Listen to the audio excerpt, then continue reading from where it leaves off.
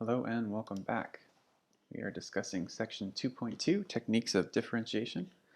We're on to our third and final learning objective, study rectilinear motion and the motion of a projectile. We will primarily be doing the latter there, motion of a projectile. So here's our example. Diver's height in meters above the surface of a pool, t seconds after jumping is given by this thing. So you can sort of imagine that there's going to be a period where they're headed upwards a little bit and then headed down toward the water. So the questions we're supposed to answer are how quickly is the diver rising or falling after 0.2 seconds, after 1 second. So I want to make mention of some key phrases here. As usual, since this is happening in a particular section, your brain sort of automatically understands that the new tools we've introduced in that section are going to be the most valuable. But because we're going to be taking exams that will cover a variety of material, I just want to talk about some of the phrasing here that we can use in general to determine what sort of strategies are appropriate. So how quickly is a very common phrase to indicate the derivative. So when we ask how quickly, that's about a speed, a rate of change.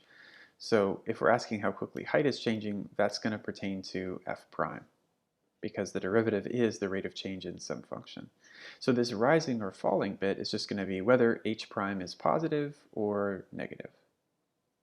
Now we know that our inputs are in seconds, so 0.2 seconds must be an actual time value we're supposed to plug in, similarly for 1 second. But our first task is going to be figuring this out. What is the derivative function for h?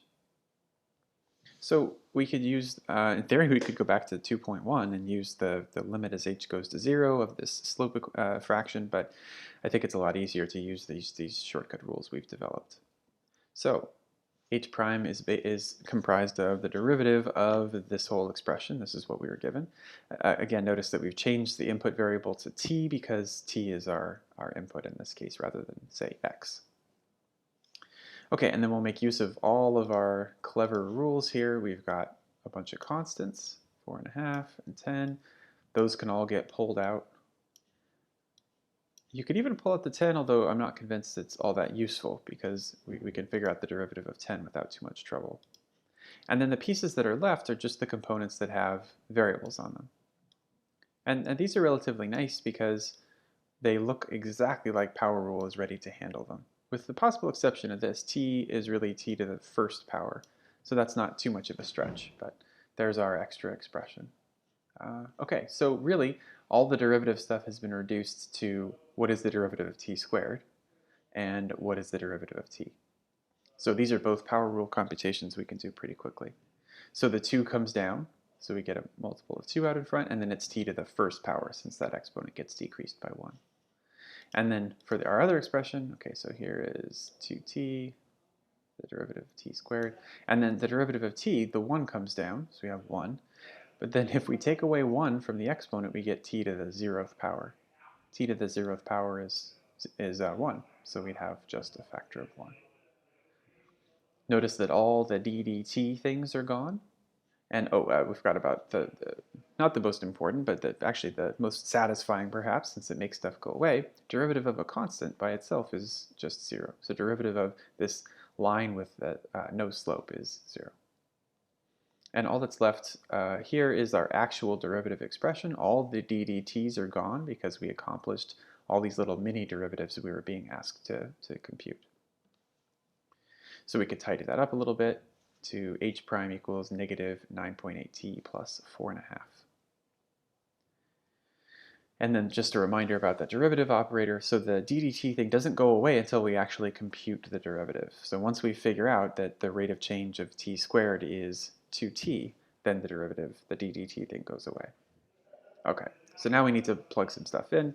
We've got our derivative function. We've got 2 things to dump into this. So either t equals 0.2 or t equals 1. We'll do both those computations. So this just asks us to go to our derivative function and replace t with 0.2.